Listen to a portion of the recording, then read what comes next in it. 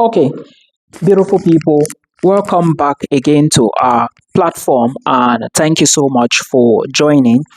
Please, if you are an international student and you intend to move to Europe, these are some things you need to know if you are actually preparing to move to Europe or move abroad in 2025. Now, I will be talking about countries in Europe and I'll also be giving you some details you need to know. Country number one is Austria. Do not forget that you cannot apply for schools in Austria without your documents being legalized. This is the first thing you need to do. Your documents must be authenticated at the various ministries. They must go through the process of verification and they must be legalized. Cameroonians and Ghanaians take special note. Why did I say Cameroonians and Ghanaians should take special note? The reason is simple. Their own procedure, remember there is no Austrian embassy in Cameroon and Ghana. And if you check on the Austrian embassy's website in Abuja, you will see some details there. So you have to put all those things into consideration.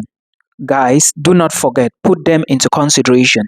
Now, let's talk about the next country, which is Belarus. Remember, I have said many times that I do not support international students going to Belarus.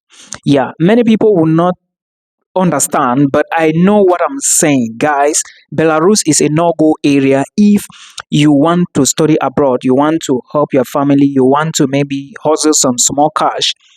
Do not go to Belarus. And many of you do not know that if you go to Belarus, at the end of the day, to move to another EU country is a very big problem. If you want to move abroad, target EU countries and Schengen countries, but avoid Belarus. The next country I want to talk about is Belgium. And now let's take a look at Belgium. Belgium is a very nice country as well. And if you want to study in Belgium in 2025, one thing you should note is that some universities in Belgium are very affordable, like 1,500, 2,000 euros you can study. Another thing you should remember about Belgium is that Belgium have started, some schools are asking for blocked account. Others are asking for maybe bank statement or something, but I will advise you to do blocked account or you do affidavit of support. Remember, the affidavit of support you are getting should come only from somebody who lives and works in Belgium. Otherwise, your university is going to give you a bank account or tell you how to go about the blocked account. Example of this institution for international students is Ghent University. Check Ghent University, check their websites, and you're going to see all these materials, all these details I'm giving you now.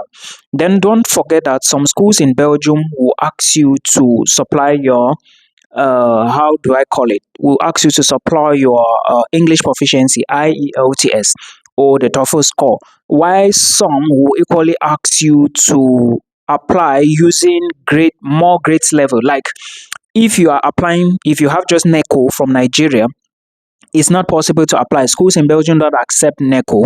And even if you have O levels and you went to upper seat and never wrote the advanced level, then you have to be careful because at the end of the day, what is happening? At the end of the day, you might not apply. You need O levels and A levels to actually apply for schools in Belgium. This is the standard you need. Okay, it's very important for you to note. Now, Belgium is also one of those affordable countries when it comes to living costs, but of course you have to spend a lot of money when it comes to proof of funds, because if you do not have a sponsor, somebody who is going to do what we call how are they calling it, affidavit of support for you, then it means that you only do blocked account. So put this into consideration for Belgium. Now Cyprus here, I'm talking about South Cyprus. I'm not talking about North Cyprus because I was in North Cyprus. North Cyprus is a no-go area. Please do not forget, a no-go area. And equally understand that if you have some money and your focus is not really like the hustle, you can go to North Cyprus and study. Their degrees are okay in top universities there, but in South Cyprus, every school is okay. All right, but the problem in South Cyprus is that you are going to pay too much fees, like a lot of money for tuition fee. So please put this into consideration. Now, let's take a look at a country like Czech Republic. Remember, appointments to apply for visa in Czech Republic is getting tougher and tougher every day. and many international students do not know about this. They are taking, I don't know how many people they are taking per month, but I know they are only accepting few people per month for Czech student visa. Put this into consideration. Option number two, remember there is something called notification in Czech Republic and you need to do it. Do not forget this process. I have said this many times. It's on my YouTube channel. So please verify all those details. Then you apply for schools in Czech. Also understand that there are very cheap universities in Czech Republic. So you shouldn't be doubting, no, maybe where am I going to get money? No. If you have some requirements, okay, just Google some schools. University of Pardubice, Brno University, there are a lot of them in Czech Republic. But not all are affordable. But in my videos, I mentioned the affordable ones, right? Check them out and then you apply. Do not forget you also need to do super legalization. I said this before and I'm still saying it again. And for Czech Republic, their proof of funds is not that much. So please always remember this and don't forget that Milton said you have to do super legalization. In some instances, you are going to be asked to do notification, right? That is the procedure. Make sure you check and also verify from your school website. I cannot know. Every school has its own rules and regulation, guys. So don't forget this. It's so important. Then let's take a look at a country like Denmark. For Denmark, if you are applying for schools in maybe Aalborg or Copenhagen, note that as soon as you get admissions, after 14 days, you'll be asked to pay tuition deposit. When you pay tuition deposit, your school will now begin visa application for you. Then you can now proceed. This is the way it works for Denmark.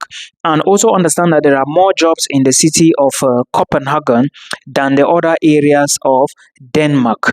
Do not forget also that when it comes to Denmark, IELTS is very important, and the September intake is the biggest intake and not the smallest intake. The smallest intake is the spring or the summer intake. Do not forget that in Belgium, in Denmark, not Belgium now, but Denmark, you also have child benefit. You also have child allowance when you, as a parent, you give birth.